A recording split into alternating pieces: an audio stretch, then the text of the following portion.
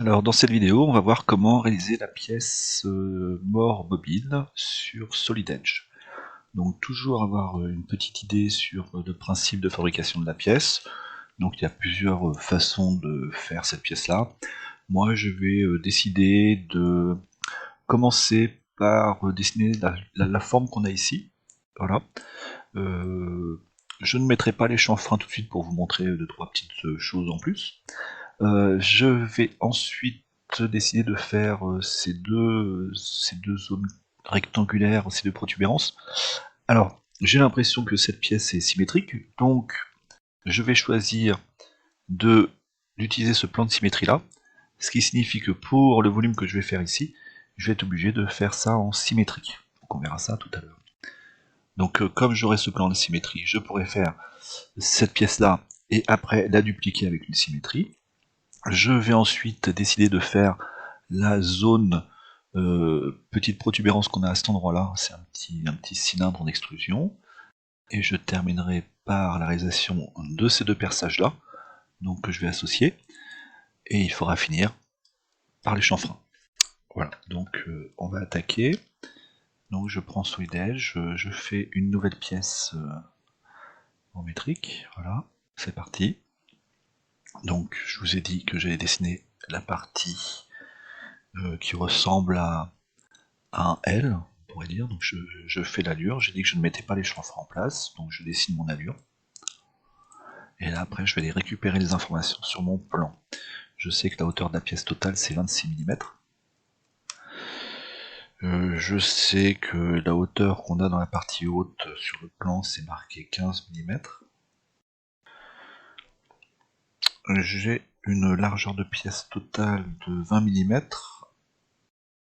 ici 20, et à cet endroit-là, je sais que j'ai 12 mm, donc je vais d'abord placer le 12, et ensuite je vais positionner le 20. Il me reste... c'est bon, j'ai tout. Voilà, donc c'est complètement contraint. Je vais fermer, je sais que la largeur de ma pièce c'est 40, et donc là actuellement j'extrude d'un côté ou de l'autre côté. Donc je vais décider d'extruder des deux côtés en même temps pour garder le plan dans lequel j'ai dessiné mon esquisse comme plan de symétrie. Et là j'indique 40. Voilà, donc le plan face XZ servira de plan de symétrie pour l'esquisse que je vais faire maintenant. Enfin pour la forme que je vais faire maintenant. Donc je fais une extrusion sur la face avant. Cette extrusion, donc je fais l'allure de ma forme, donc là un rectangle. Ce rectangle, il a une hauteur de 5, et il a une largeur de 8, donc ça à vérifier hein, sur la mise en plan, vous trouvez les valeurs.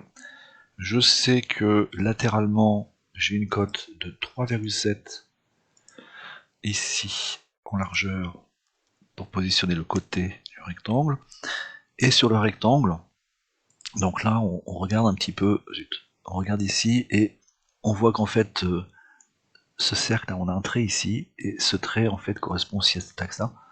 Donc en fait, on a l'impression hein, que l'axe de symétrie de ce rectangle est confondu avec l'axe du cylindre. Donc je vais positionner le milieu de mon rectangle, moi, ici, à 5 mm de la partie inférieure.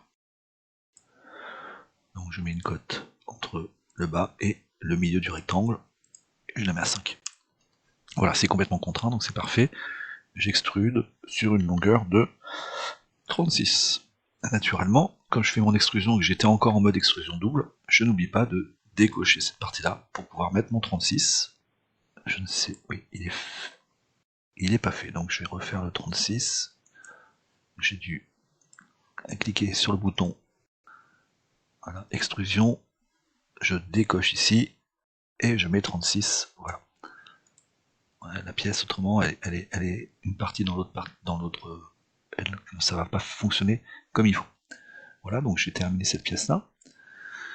Maintenant, je vais faire une symétrie de cette forme-là. Je valide par rapport au plan de symétrie. Voilà, c'est fait. Je vais maintenant dessiner ma petite protubérance avec une extrusion, c'est le petit cylindre dont j'ai parlé tout à l'heure. Alors je vais dessiner un cylindre, je sais qu'il est sur l'axe de symétrie, donc je le dessine là-dessus, il est connecté. Je sais que la distance entre l'axe de mon cylindre et le plan du bas, c'est 5 mm.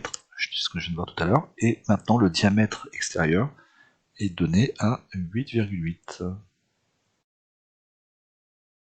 Je vais extruder ça sur une certaine hauteur, et la hauteur en fait c'est 1 mm.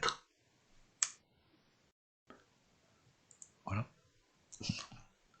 Donc c'est fait. Je vais me placer de l'autre côté pour faire un perçage. Avec le perçage, je vais utiliser la fonction qui permet de faire un lamage en même temps. Donc si je regarde les informations, je sais que le diamètre du lamage c'est 9,6.